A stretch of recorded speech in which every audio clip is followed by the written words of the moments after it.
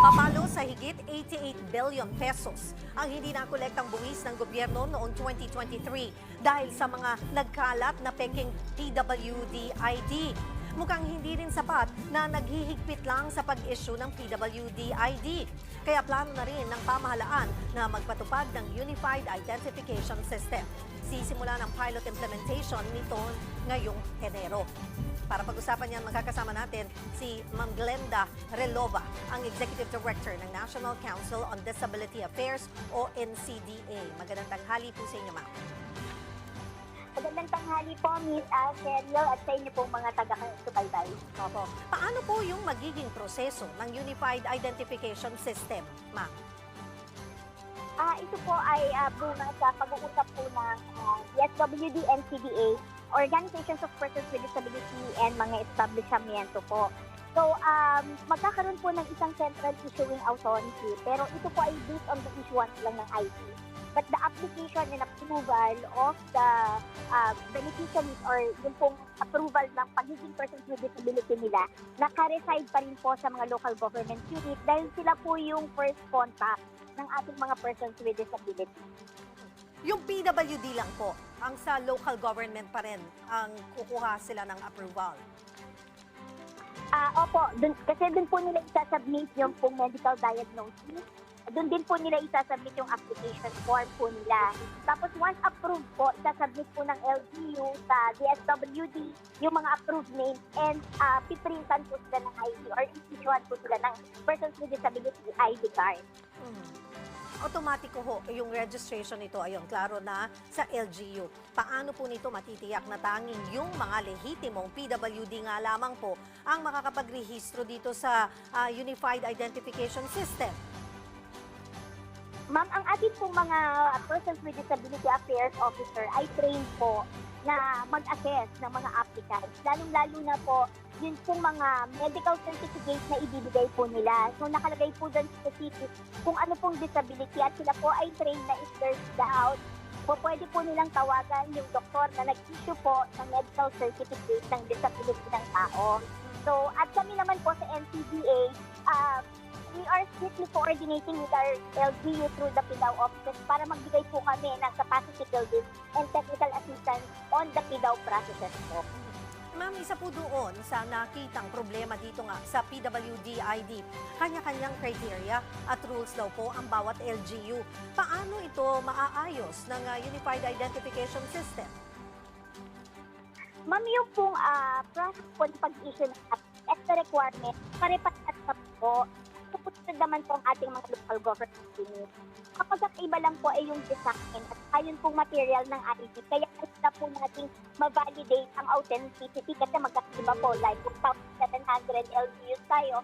So 1,700 kinds of IDs po yung nagpo-proliferate sa atin. So, yun lang pong physical, parang itsura ng ID ang pagkakaiba. But the process and the requirements, isa po yan. Alinsunod po yan sa administrative order na ibinigay po ng NCDA. Kaya ngayon, sabi nyo nga po ay iba't iba kasi yung itsura ng mga PWD ID. So at least ngayon, iisa na lang ang titignan din ng mga establishment. Yes, ma'am, yun po yung goal.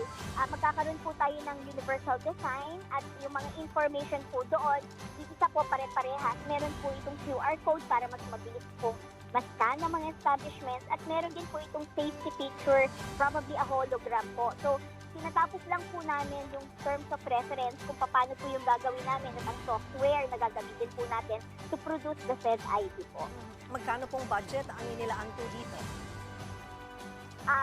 So far po, ma'am, wala pa pong naka-final na budget po. Pero dun sa mga initial na pag-aaral po namin, ito po ay ng NCDA lang po, yung mga initial pag-aaral po namin, aabutin po ng nasa 400 million po yung pagpaproduce po ng 1.8 million na IDs. But it could go up po, depende po sa security features na idadagdag po natin dun sa ID.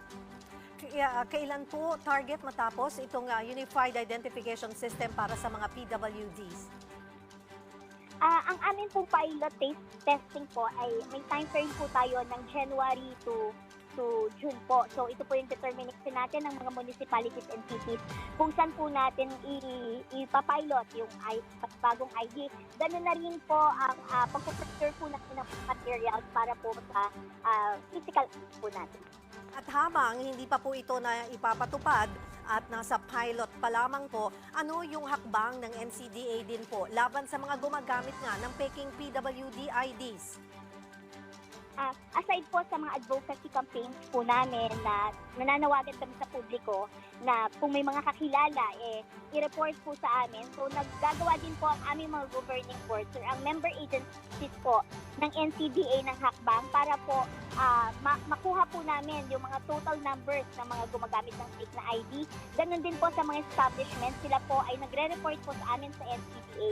Ganon din po sa mga PDAO offices po ng mga violations. And nagpa-file po ng mga cases ng ating mga PDAO offices through the LGU.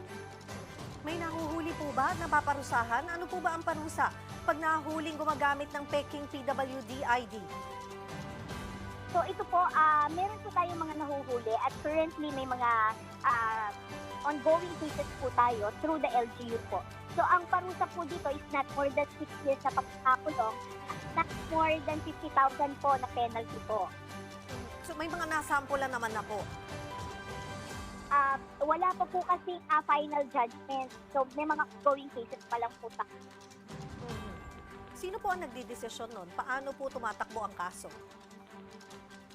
Regular filing po ito, ma'am, sa court po. So, under the LGU po siya.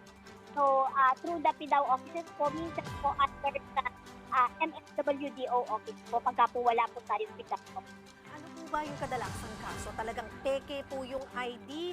May nahuhuli rin tayo na authentic naman po yung kanilang PWD ID pero hindi naman po sila PWD. Ang general po na nahuhuli po natin, yung pong fake po talaga yung ID, na hindi po talaga siya issued ng local government unit.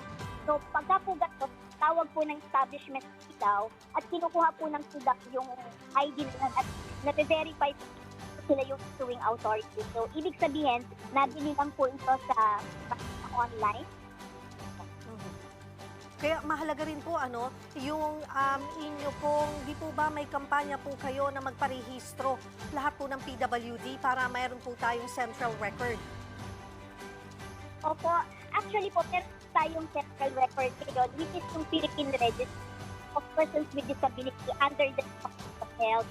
Pero ngayon po, meron po tayong mga LGUs na nagsa-count po ng warpath or nagre-repatriate of their own para po nga makita nila kung ano ba yung total number ng persons with disability. Opo.